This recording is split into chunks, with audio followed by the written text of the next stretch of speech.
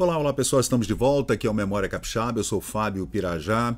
Eu fiz um vídeo semana passada falando sobre a revista A Fauna, uma revista de São Paulo que falava sobre flora e fauna, sobre caçadas, sobre expedições pelos diversos rios do Brasil, também falava das pescarias em rios e caçadas, além de pescaria no mar, né, pescaria esportiva.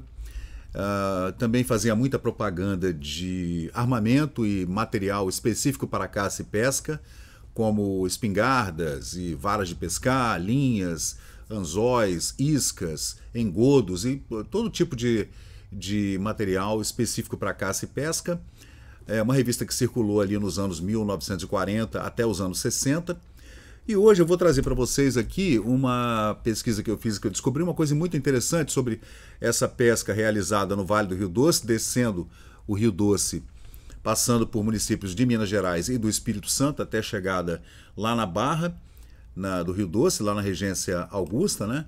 E aqui você vê esse material que a gente trouxe aqui para vocês, e essa é a capa da linda revista Fauna, né? Eu fiz aqui uma colagem porque eu achei linda esse desenho aqui, essa capa, que é de julho de 1943, só que o topo dela, onde está o nome da revista, a página estava mutilada, né? Infelizmente não deu para eu. Aí eu peguei a logomarca de uma revista subsequente e coloquei e fiz essa emenda aí, male-male, não ficou bom não, mas tudo bem, só para vocês terem uma ideia. E vamos falar então da caça e da pesca pelo Rio Doce. A gente já fez outros vídeos aqui no canal falando sobre essa abundância de caça e pesca no Vale do Rio Doce, além de madeiras, da navegação desde o descobrimento do Brasil, e desde entradas e bandeiras que seguiram para oeste, tanto da Bahia, São Paulo, Rio de Janeiro, Minas Gerais especialmente, né? Desses bandeirantes que saíram de São Paulo e especificamente fundando cidades por toda a região oeste do Brasil, ali, especialmente na região sudeste do Brasil, né? Entrando em direção à linha do Tratado de Tordesilhas, né? E fazendo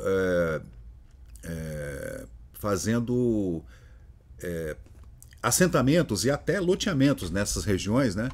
Abundante de caça, de pesca e também de muitas tribos indígenas diferentes, de idiomas diferentes, né? E todo esse material veio sendo coletado, além do mapeamento topográfico dessa região, desde o século XVII, né? Mais especificamente. E aí a gente chega aí nos anos 40, matéria de Álvaro Aguirre, da Divisão de Caça e Pesca do Governo do Brasil. E a matéria foi publicada então em 1946, falando sobre a pesca no Vale do Rio Doce, no Rio Doce, né? Que é bem bacana, gente, da gente ver.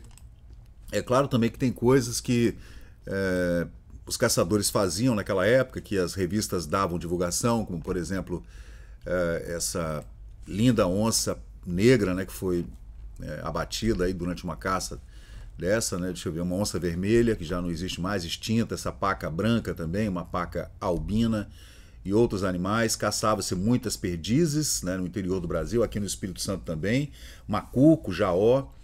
Meu avô Joaquim Pirajá, da Vila Rubim, ele contava que ele e os amigos faziam expedições para o Mestre Álvaro, onde faziam caçadas, né? Mas vamos falar do Vale do Rio Doce. O estado do Espírito Santo é atravessado na direção oeste para leste pelo curso caudaloso do Rio Doce, o mais importante em extensão e em volume do referido estado. Seus tributários são os tributários do Rio Doce, né? O Rio Natividade, Rio Mutum, Rio Guandu, Rio Laje, Rio Santa Joana, onde havia um assentamento importante na divisa com o Espírito Santo, né? O Rio Santa Maria, Rio Baunilha, Rio Pau Grande, Rio Travessão, Palmas, Liberdade, o Rio Pancas e o Rio São João Grande e também o São João Pequeno e vários outros córregos, todos eles são tributários, né? Desaguam no enorme Rio Doce, né? Deixam ele muito mais caudaloso, todas essas águas, além das enchentes, das chuvas, etc., né? E desaguam lá na regência, em Linhares, né? Além desses afluentes, o Rio Doce recebe também águas importantes de lagoas, né? Lagoas como a Lagoa Juparanã e a Juparanã Mirim, Lagoa Palminhas, Pau Grosso, Terra Alta, Patrão Mor, Feijoal, Boa Morte, Pau Doce, Café, Comboios, Lagoa Dourada, Lagoa Preta e outras lagoas de menor importância. Sendo que a primeira é alimentada pelo rio São José e as outras por riachos e córregos da região. Bom, esse é mais ou menos um panorama, né, do Rio Doce, seus afluentes tributários, né, e suas lagoas. Nessa região, gente, há inúmeras lagoas, né? A região do Vale do Rio Doce, especialmente aqui no Espírito Santo, tem uma baixada enorme e centenas de lagoas. É esse conjunto de rios e lagoas, tendo como escoadouro principal o majestoso Rio Doce, que forma o ubérrimo e vastíssimo vale do mesmo nome. O aludido rio é bastante largo, tendo na cidade de Colatina a largura aproximada de 650 metros e a própria foz mais de 1 quilômetro na foz. Você vê que a geografia mudou muito o rio nesses últimos 80 anos, né? Nas secas, porém, tem pouco volume de água, o que dificulta bastante a navegação de um percurso de 17 léguas entre a cidade de Colatina e a vila de Regência, onde fica sua foz. Navegação esta é efetuada apenas por um pequeno navio gaiola em viagens semanais. Então, durante a baixa do rio, não é possível entrar no rio com navios grandes, né? Só com navios pequenos. E barcos de pesca, é claro, né? E os vapores também, né, que seguiam nessa época aí, aqueles vapores ainda podiam circular quando a água estava baixa, né? Porque o calado do vapor é um calado bem pequeno, né? E a pesca do Rio Doce? Não existe no Rio Doce a pesca profissional. Durante a nossa estadia em Colatina e em Linhares, não encontramos uma só pessoa que vivesse exclusivamente da pesca. Algum peixe que aparece para ser vendido em Colatina ou nas povoações ribeirinhas é a sobra de alguma pescaria efetuada por amantes da pescaria, da heliêutica, né? Por não haver uma pesca organizada, o peixe é caro, além de escasso. Você vê que interessante, né, gente?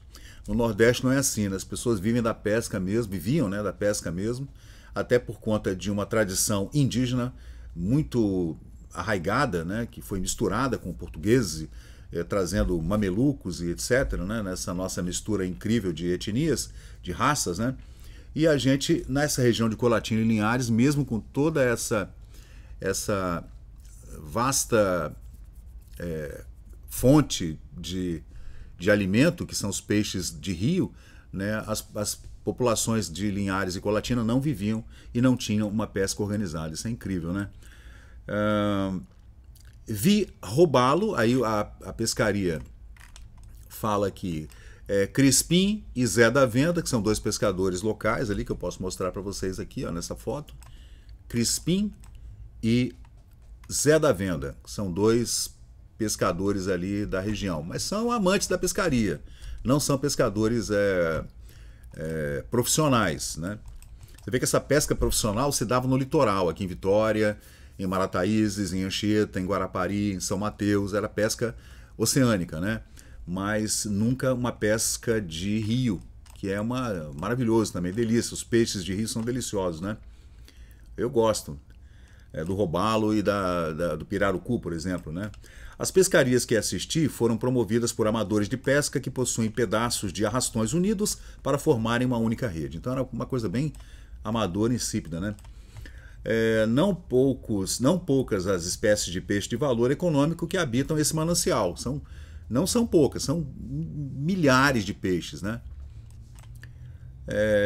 O surubim, por você ver, que dava surubim no Rio Doce, gente, que é um dos peixes fluviais de alto valor econômico e industrial, tem o seu habitat próximo às pedras e às corredeiras, existindo no referido rio apenas nas imediações das cachoeiras do Raio, das Escadinhas e de outras próximas à cidade do Guandu. Cara, o surubim é maravilhoso, esse peixe. Eu me lembro que aqui em Vitória, ali no Triângulo das Bermudas, que é um centro de balada, de festa aqui de Vitória, na Praia do Canto ali, tinha um restaurante do nosso amigo Rossini Pinto, perdão, o humorista Tonho dos Couros, o Rossini, eu já confundi com o Rossini Pinto, que é o compositor capixaba, não tem nada a ver. O Rossini, ele tinha um restaurante ali chamado Mr. Picuí, que infelizmente acabou, né? Não existe mais. E lá servia um espeto de surubim. Gente, que peixe maravilhoso. Ele é um peixe grosso, largo, assim, ele dá umas postas enormes com uma espinha central. É maravilhoso o peixe, né? E você vê robalo, surubim e pirarucu no Rio Doce, né? E não havia uma pesca organizada, uma pesca industrial, digamos assim, né? Deixa eu ver o que mais. Dava muito ali no Rio Guandu, né? Na cachoeira do Raio, na cachoeira da Escadinha e perto de Guandu, numa área bastante limitada para ser tentada uma exploração. Bom, o caçari, peixe de couro, que nos parece um dos maiores dentre os frequentadores das águas do Rio Doce, não existe em grande abundância. O outro peixe é curimatã, peixe de qualidade inferior, não há em apreciável quantidade nas lagoas existentes na margem esquerda do Rio Doce, próximo ao litoral, cuja principal lagoa é a Lagoa Juparanã e nas suas cachoeiras. Bom, nessa lagoa, na Lagoa Juparanã e na Juparanã Mirim, apenas em um lance com uma rede mal confeccionada, assistimos a pesca de cerca de 400 carimatãs e também algumas piabinhas. A piabinha sempre foi muito pescada aqui no Espírito Santo. Eu me lembro de pescar as pequenas piabinhas no Rio Araguaia, lá com o meu padrinho, Rafael Ronque, lá em Araguaia, e a gente pescava com aquele bolinho de massa de fubá, né? Colocava naquele anzol pequenininho, aquela varinha de bambu fininha, jogava no riacho e vinha aquelas piabinhas, assim mais ou menos com 10, 12 centímetros, e depois a gente fazia um biscoitinho com a piabinha frita. Nossa, uma delícia, né? Saudades aí dos meus padrinhos lá de Araguaia, Rafael e Dona Nicota Ronqui. E vamos lá. Então, o robalo, por exemplo, 1946, revista Fauna, tá? São Paulo, falando sobre a pesca no Rio Doce. O robalo, creio, é o peixe de maior valor econômico que se encontra no Rio Doce e seus afluentes.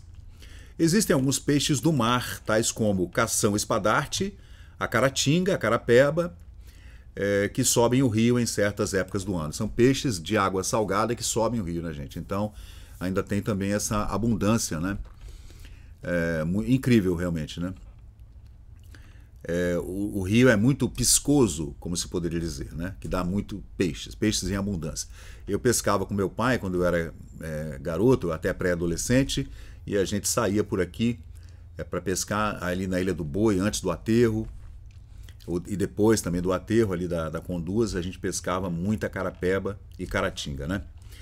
Segundo fui informado, a fauna ictiológica do Rio Doce tem sido muito prejudicada pelo uso constante de bombas de dinamite lançadas em seus afluentes, tais como nos rios Santa Maria, Rio Pancas e São José e outros, exterminando criminosamente os peixes que passam as primeiras idades nesses mananciais para acabarem o seu desenvolvimento no Rio Doce. Então o pessoal pescava com dinamite. Aí você mata tudo que está em volta, né, gente? Realmente o ser humano, né, não sabe fazer as coisas, não. Faço aqui referências especiais a respeito da pesca a dinamite, realizada todos os anos em setembro e outubro na Cachoeira da Onça, no Rio São José, por pessoas de responsabilidades residentes em Cachoeiro de Santa Leopoldina e também Afonso Cláudio, as quais organizam verdadeiras caravanas com o fim de caçarem e, na mesma ocasião, praticarem a pesca a dinamite, cometendo lamentáveis devastações na fauna aquícola do referido rio. Uma pena, né, gente? Pena mesmo. Aí, aqui a gente vê o menino, ó, filho do casal Mauro e Regina, residentes em Mimoso do Sul. O Beto está feliz com o resultado de sua pescaria na Bacia dos Turcos, em Matizes, estado do Espírito Santo. Eu acho que ele quis dizer Marataízes, né? Mas aqui é uma pesca oceânica, né? Aqui nesse álbum, aqui no Memória Capixaba, eu fiz um apanhado entre 1943 e 1948 dos tipos de animais silvestres, também cobras, serpentes e macacos, né, e roedores, e também o peixe-boi, os lagartos, né, animais da fauna e da flora capixaba nos anos 40 até os anos 60, final dos anos 60, né? Em conclusão, o trecho do Rio Doce, que percorre o estado do Espírito Santo por hora, não apresenta nenhum aspecto interessante sobre o ponto de vista da pesca, por motivo da pobreza de sua fauna.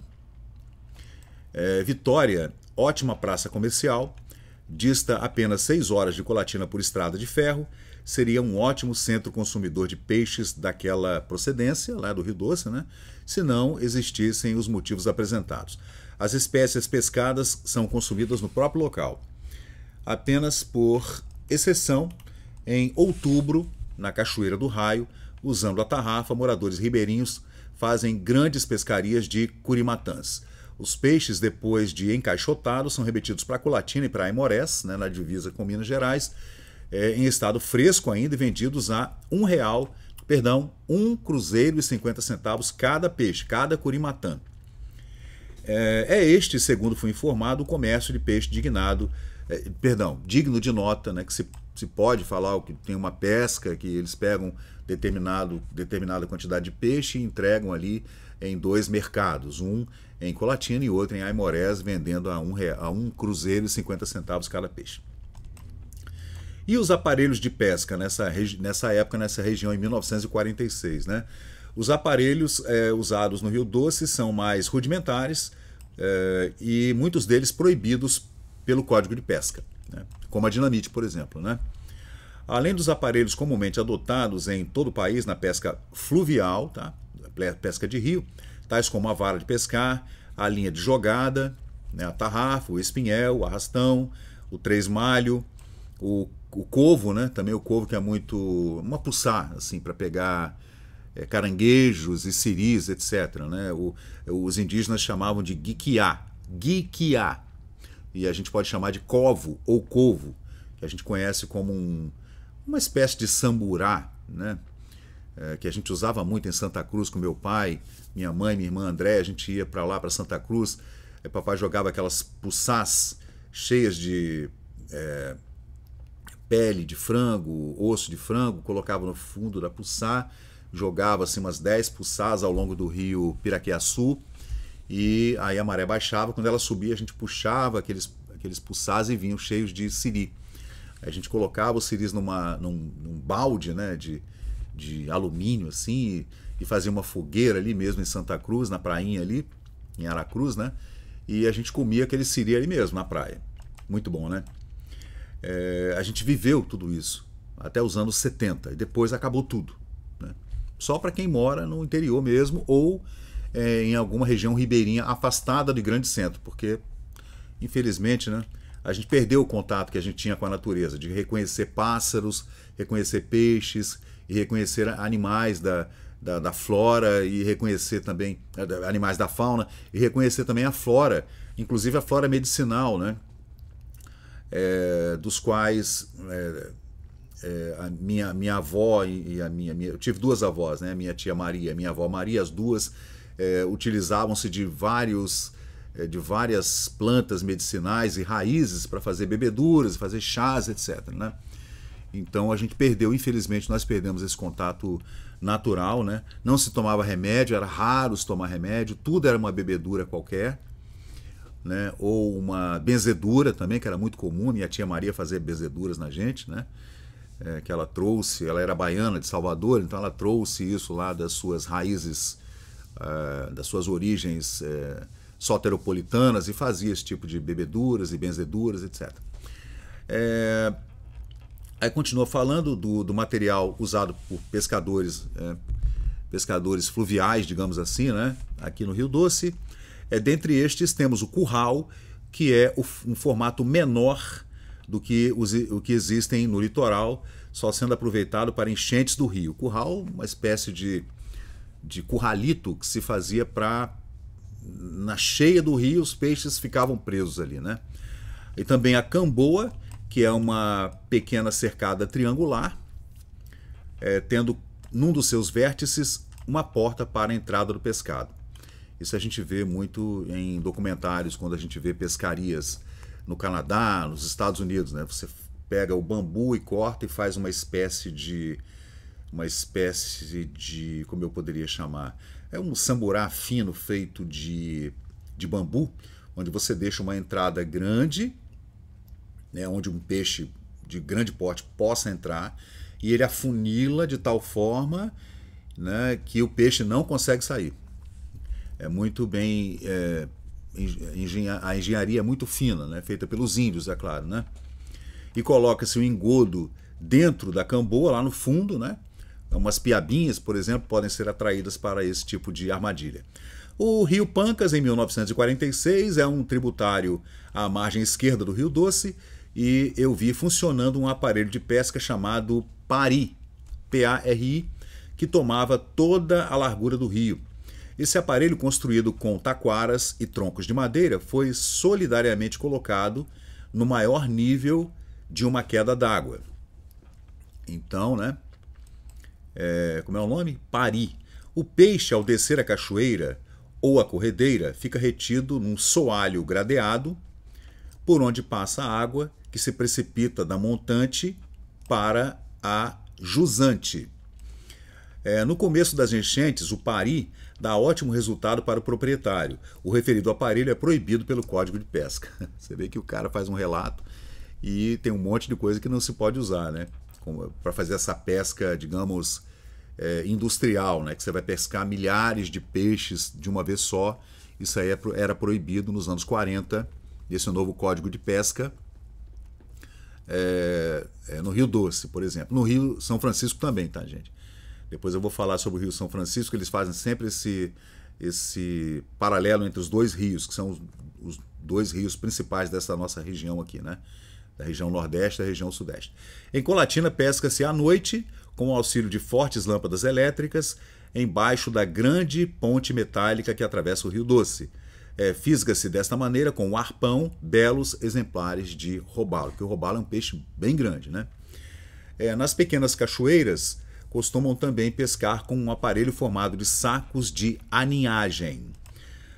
Quando as piabas e outros pequenos peixes procuram transpor esses obstáculos, aos saltos, né, caem dentro desse engenhoso aparelho. E aí, gente, ele fala também de caça, a gente está falando de pesca, né? Só que nesse álbum que eu estou mostrando para vocês aqui, a gente fala dessas expedições. O pessoal se juntava, saía do Rio, Minas, ou da Bahia não, né? Rio e Minas Gerais, mais São Paulo também, para fazer essas pescarias aqui na região do Rio Doce. Vinham pela Estrada de Ferro Vitória-Minas, né? Para fazer essas pescas. E o Álvaro Aguirre, que era um dos diretores da divisão de caça e pesca, que fazia esses relatos para a revista A Fauna em 1946. Ainda em 46, o Vale do Rio Doce, na parte situada no estado do Espírito Santo, possui regiões fecundas irrigadas por numerosos rios, sendo o principal o Rio Doce, né? A região situada na margem direita do Rio Doce começou a ser colonizada no fim do século passado, ele está falando 1790, mais ou menos, né? Perdão, 1890, 1880, sendo que quase toda é formada de prósperos núcleos agrícolas, predominando a colonização italiana. Então você vê que até o período do começo da colonização italiana no Espírito Santo, especificamente, essa região era habitada por tribos indígenas de diversas etnias diferentes. A partir dos anos 1850, 1860, quando se deu aquela grande imigração de colonos italianos, é que essa região foi realmente tomada. E esse pessoal que veio da Itália, eles não tinham o costume de fazer pesca de rio, gente. Isso era um costume indígena. Não existia esse costume de pesca de rio. Até hoje, no Espírito Santo, não há esse costume. Não existe essa pesca de rio. Se existe, é uma pesca de rio artesanal, né, ou por diversão mesmo. Mas não é uma pesca, uma coisa, né, que nós poderíamos chamar de industrializada. Nessa região, em vista de ser muito bem habitada e por nunca ter havido fiscalização no exercício da caça, agora está falando de caça, tá?